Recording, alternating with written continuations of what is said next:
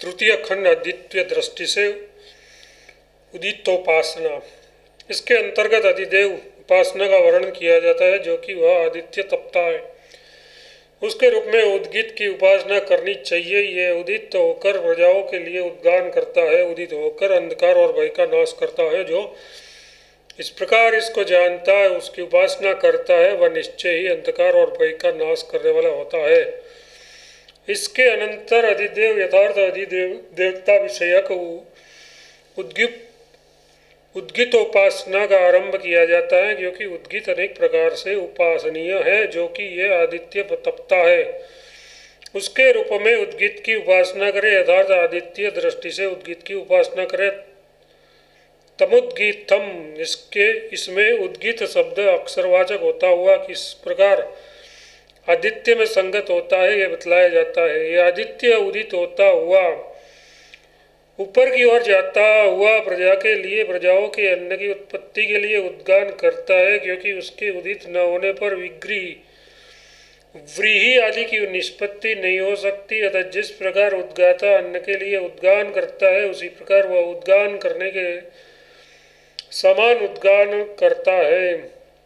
अतः सूर्य उद्गीत है, यह इसका तात्पर्य है। इसके सिवाय वह उद्दीत होकर रात्रि के अंधकार और उससे होने वाले प्राणियों के भय का भी नाश करता है। जो इस प्रकार के गुणों से युक्त सविता की उपासना करता है, वह जन्म मरणादि रूप आत्मा के भय और अंधकार का अर्थात उसके कारणभूत अज्ञान का नाश करने वाला होता है। सूर्य और प्राण की समानता तथा प्राण दृष्टि से उद्गीत उपासना, यद्यपि स्थान भेद के कारण प्राण और आदित्य भिन्न से दिखाई देते हैं, तथापि ये वह उसका तात्विक भेद नहीं है। किस प्रकार यह बतलाते हैं।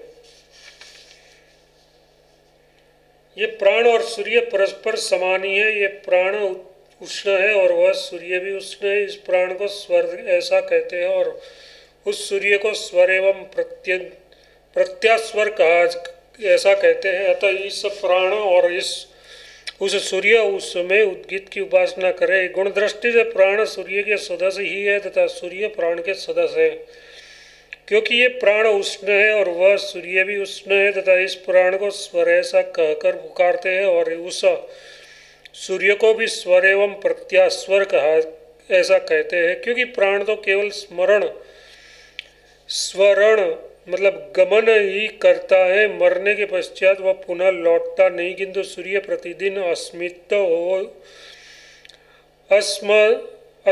होकर लौट आता है, इसलिए वह प्रत्यास्वर है। इस प्रकार गुण और नाम से भी ये प्राण और आदित्य एक दूसरे के तुल्य ही है। अतः तत्वतः अभेद होने के कारण इस प्राण और उस सूर्य रूप से उद्गीत की उद्गीतावय भूत ओंकार की उपासना करें। व्यान दृष्टि से उद्गीत उपासना। तदनंतर दूसरे प्रकार से अध्यात्मासना कही जाती है। व्यान दृष्टि से ही उद्गीत की उपासना करें। पुरुष जो प्राणायाम करता है, मुखिया नासिका द्वारा वायु को बाहर निकालता है, वह प्राण है। और जो अपस्वान लेता है, वायु को भीतर की ओर खींचता है, वह अपान है। तथा प्राण और अपान की जो संधि है वही व्यान है। जो व्यान है वही वाक है। इसी से पुरुष प्राण और अपान क्रिया न करते हुए ही वाणी बोलता है। अथ खलु, अब प्रक्रांतर से उत्थ गीत की उपासना कही जाती है। प्राण का ही वृत्ति विशेष जो आगे कहे जाने वाले लक्षणों से युक्त व्यान है, उसके रूप में उद्गीत की उपासना करे। अब उसके तत्व का निरूपण किया जाता है। पुरुष जो प्राणायाम करता है अर्थात मुख और नासिका द्वारा वायु को बाहर निकालता है, वह वायु का नाम प्राण नामक वृत्ति विषयक है। तथा वह जो अपश्वास करता है अर्थात उन मुख और नासिका के ही द्वारा वायु को भीतर खींचता है, वह उसकी उपान संज्ञक वृत्ति है। उससे क्या सिद्ध होगा ये बतलाया जाता है। उन उपयुक्त लक्षण वाले प्राण और उपवान की जो संधि है, उसके बीच का जो वृत्ति विषयक है वह व्यान है। श्रुति द्वारा विशेष रूप से निरूपण किए जाने के कारण यहाँ वह व्यान अभिप्रेत नहीं है। जो सांख्यादिक शास्त्र में प्रसिद्ध सर्वदेह व्यापी व्यान है, ऐसा इसका तात्पर्य है। किंतु प्राण और अपान को छोड़कर अत्यंत परिश्रम के से व्यान की ही उपासना निरूपण क्यों किया गया? ऐसा प्रश्न होने पर कहते हैं क्योंकि यह वीर्यवान कर्म की निष्पत्ति का कारण है। यह वीर्यवान कर्म की सिद्धि का कारण कैसे है? इस पर कहते हैं जो व्यान है वही वाणी है, क्योंकि वाणी व्यान का ही कार्य है। वाणी व्यान से निष्पन्न होने वाली है, इसलिए लोक प्राणायन और अपानन तथा प्राण और अपान की क्रिया न करता हुआ वाणी का अभिव्यवहार उच्चारण करता है। व्यान प्रयुक्त होने के वाक, रुक, साम और उद्गित की समानता। जो वाक है वही वृक्ष है, उससे पुरुष प्राण और अपान की क्रिया न करता हुआ रुक का उच्चारण करता है। जो रुक है वही साम है, इसी से प्राण और अपान की क्रिया न करता हुआ समागम करता है। जो साम है वही उद्गित है, इसी से प्राण और अपान की क्रिया न करता हुआ उद्गान करता है। इसी प्रकार वाक विशेष रुक स्थित साम और साम के अवयव भूत उद्गित को भी पुरुष प्राण और अपान की क्रिया न करता हुआ केवल व्यान से ही संपन्न करता है। यह उसका अभिप्राय है। केवल वाणी आदि का उच्चारण ही नहीं, इसके सिवा जो और भी वीर्ययुक्त कर्म है, जैसे अग्नि का मंथन, किसी सीमित दौड़ना तथा सुदृढ़ धनुष को खींचना, इन सब कर्मों को भी पुरुष प्राण और अपान की क्रिया न करता हुआ ही करता है। इस कारण व्यान दृष्टि से ही उद्गित की उपासना करनी चाहिए। इसके सिवा जो दूसरे भी अधिक प्रयास से निष्फल होने वाले वीर्ययुक्त कर्म है, जैसे अग्नि का मंथन, किसी सीमा तक दौड़ना और सुदृढ़ धनुष को खींचना, उन्हें भी पुरुष प्राण और अपान की क्रिया न करते हुए ही करता है। अतः प्राणादि वृत्तियों की अपेक्षा व्यान विशिष्ट है और राजा की उपासना के समान फलवती होने के कारण विशिष्ट की उपासना भी उत्कृष्ट है। इस हेतु से यथार्थ इस कारण से व्यान रूप से ही उद्गित की उपासना करनी चाहिए, वायु की अन्य वृत्तियों के रूप से नहीं। कर्म को अधिक प्रबल बनाना ही उसका फल है। उद्गिताक्षरों में प्राणादि दृष्टि। इसके पश्चात उद्गिताक्षरों की उद्गित उस नाम के अक्षरों की उपासना करनी चाहिए। उद्गित इस शब्द में प्राण ही उत है, क्योंकि प्राण से ही उठता है। वाणी ही गी है, क्योंकि वाणी को गिरा कहते हैं। तथा अन्न ही था है, क्योंकि अन्न में ही ये सब स्थित है। इसके पश्चात उस उद्गित के अक्षरों की उपासना करनी चाहिए। उद्गित शब्द से उद्गित भक्ति के अक्षर न समझ लिए जाए, इसलिए उद्गित ये विशेषण लगता है। तात्पर्य है कि उद्गित इस नाम के अक्षरों की उपासना करे, क्योंकि अमुक मिश्रा ऐसा कहने से जैसे उस नाम वाले व्यक्ति विशेष का बोध होता है, उसी प्रकार नाम के अक्षरों की उपासना करने से भी नाम की ही उपासना की जाती है। प्राण ही उत है, अर्थात इस अक्षर में प्राण दृष्टि करनी चाहिए। प्राण किस प्रकार उत हैं सो बताते हैं। सब लोग प्राण से ही उठते हैं, क्योंकि प्राणहीन की शिथिलता देखी गई है। अतः उत और प्राण की समानता स्पष्ट ही है। वाक गी है, क्योंकि शिष्ट लोग वाक को गिरा ऐसा कहते हैं। तथा अन्न था है, क्योंकि अन्न में ही ये सब स्थित है। अतः अन्न और थ अक्षर की समानता है।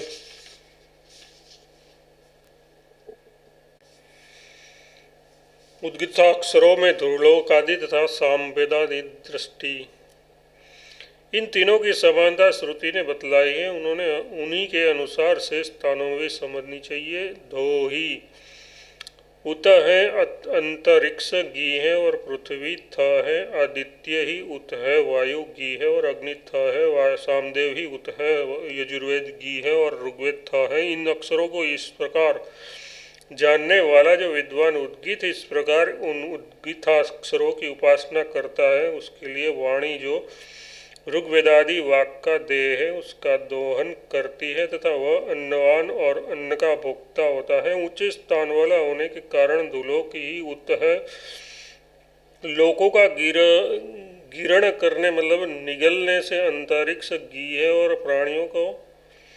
प्राणियों का स्थान होने के कारण पृथ्वी थ है, ऊंचा होने के कारण आदित्य ही उत है, अग्नि आदि को निगलने के कारण वायु गी है, और यज्ञ संबंधी कर्म का अवस्थान आश्रय होने से अग्नि ही था है, तथा स्वर्ग में स्तुत होने के कारण सामवेद ही उत है, यजुर्वेद गी है, क्योंकि यजुर्वेदियों की दिए हुए हवि को देवता लोग निगलते हैं, तथा ऋग्वेद थ है, क्योंकि ऋग्वेद में ही साम अधिष्ठित है। अब उद्गीताक्षरों की उपासना का फल बताया जाता है। इस साधक के लिए दोहन करती है कौन?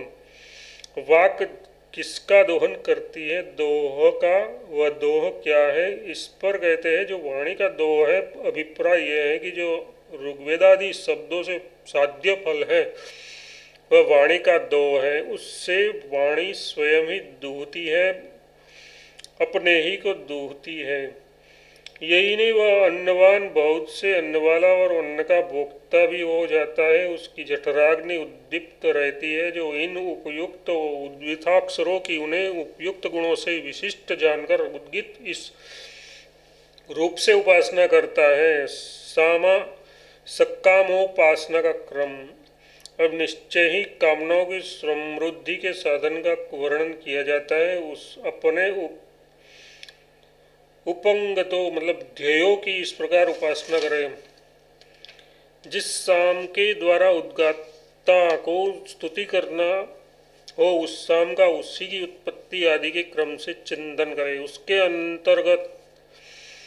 उसके अनंतर अब निश्चय ही आसी ही समृद्धि, जिस प्रकार आसी ही यथार्थ कामना की समृद्धि होगी वह बतलाई जाती है। इस प्रकार इस वाक्य की पूर्ति करनी चाहिए। उपसरण, उपसर्तव्य, उपगंतव्य यथार्थ ध्येय, उनकी किस प्रकार उपासना करनी चाहिए। इसकी उपासना इस प्रकार करे यथा जिस साम से यथार्थ जिस साम विशेष से उद्गाता को स्तुति करनी हो, उस साम का उसकी उत्पत्ति आदि के क्रम से उपधावन उपसरण यथार्थ चिंतन करे। वह साम जिस ऋचाओं में मतलब प्रतिष्ठित हो, उस ऋचा का जिस ऋषि वाला हो उस ऋषि का, तथा जिस देवता की स्तुति करने वाला हो उस देवता का चिंतन करे। वह साम जिस ऋचा में अधिष्ठित हो, उस ऋचा का उसके देवता के सहित चिंतन करे, तथा वह साम जिस ऋषि वाला हो उस ऋषि का, और जिस देवता की स्तुति करने वाला हो उस देवता का भी चिंतन करे। वह जिस छंद के द्वारा स्तुति करने वाला हो उस छंद का उपधावन करे, तथा जिस स्त्रोम से स्तुति करने वाला हो उस स्त्रोम का चिंतन करे। वह जिस गायत्री आदि छंद से स्तुति करने वाला हो उस छंद का उपधावन करे, तथा जिस स्त्रोम से स्तुति करने वाला हो उस स्त्रोम का चिंतन करे। स्तोम कर्म का अंगभूत फल कर्ता को प्राप्त होने वाला होने से यह स्तोत्रमाणम इस पद में आत्मा ने पद का प्रयोग किया गया है। जिस दिशा की स्तुति करने वाला हो उस दिशा का चिंतन करे। वह साम जिस दिशा की स्तुति करने वाला हो उस दिशा का उसके अधिष्ठाता देवता आदि के सहित चिंतन करे। अंत में अपने स्वरूप का चिंतन कर अपनी कामना का चिंतन करते हुए अप्रमत्त होकर स्तुति करे। जिस फल की इच्छा से युक्त होकर वह स्तुति करता है वही फल तत्काल समृद्धि को प्राप्त होता है। उद्गाता को चाहिए कि गोत्र और नामादि के सहित अपने स्वरूप का चिंतन करता हुआ यथार्थ सामादि क्रम से अंत में अपना स्मरण करता हुआ स्तुति करे। किस प्रकार स्तुति करे उसका चिंतन करता हुआ अप्रमत्त होकर यथार्थ स्वर उष्म एवं व्यंजनादि वर्णोच्चार में प्रमाद न करता हुआ स्तुति करे। इस प्रकार जानने वाले उस उपासक की जो कामना होती है वह शीघ्र ही समृद्ध मतलब फलवती हो जाती है। वह कामना कौन सी है? वह उपासना यत्काम मतलब यथार्थ जिस कामना वाला होकर स्तुति करता है। श्रुति में यत्कामः स्तुवित इन पदों का दो बार प्रयोग आदर के लिए है। इति छांदोपनिषदादि प्रथमाध्याय तृतीय खंड भाष्य संपूर्णम। चतुर्थ खंड उदित संज्ञक ओंकार उपासना को संबंध आख्यायिका। ओम यह अक्षर उद्गित है, इस प्रकार उसकी उपासना करें। ओम ऐसा उच्चारण करके यज्ञ में उद्गाता उद्गान करता है। उस उद्गित उपासना की ही व्याख्या की जाती है। पूर्व प्रस्तावित ओमकार अक्षर का ही ओमितेत ओमितेत्य इत्यादि वाक्य द्वारा इसलिए ग्रहण किया गया है, जिससे बीच में उद्गित शब्द के अक्षरों की उपासना से व्यवहित हो जाने के कारण अन्यत्र प्रसंग न हो जाए। उस पूर्व प्रस्तावित अक्षर के ही अमृत और अभय गुण विशिष्ट स्वरूप की उपासना का विधान करना है। इसी के लिए आगे का ग्रंथ आरंभ किया जाता है। ओमित्यादि मंत्र की व्याख्या पहले की जा चुकी है। एक बार मृत्यु से भय मानते हुए देवताओं के त्रयी विद्या में प्रवेश किया। उन्होंने अपने को छंदों से आच्छादित कर लिया। देवताओं ने जो उनके द्वारा अपने को आच्छादित किया वही छंदों का छंदपन है। यथार्थ देवताओं को आच्छादित करने के कारण ही मंत्रों का नाम छंद हुआ है। प्रसिद्ध देवताओं ने मारक मृत्यु से भय मानते हुए क्या किया, ये बतलाया जाता है। उन्होंने त्रयी विद्या में देवत्रयी द्वारा प्रतिपादित कर्म में प्रवेश किया। अर्थात वैदिक कर्मों को ही मृत्यु से बचने का साधन समझकर उन्होंने उसी का आरंभ कर दिया तथा कर्म में जिनका विनियोग नहीं है उन छंदों मंत्रों से जप एवं होमादि करते हुए उन्होंने अपने को कर्मांतरों में आच्छादित कर दिया। क्योंकि उन्होंने अपने को इन मंत्रों से आच्छादित कर दिया था, इसलिए साधन करने के कारण ही छंदों यानी मंत्रों का छंदपन प्रसिद्ध ही है। जिस प्रकार मच्छेरा जल में मछलियों को देख लेता है, उसी प्रकार रुक साम और यजुर संबंधी कर्मों में लगे हुए उन देवताओं को मृत्यु ने देख लिया। इस बात को जान लेने पर उन देवताओं ने रुक साम और यजुर संबंधी कर्मों से निवृत्त होकर स्वर ओम इस अक्षर में ही प्रवेश किया। जिस प्रकार लोक में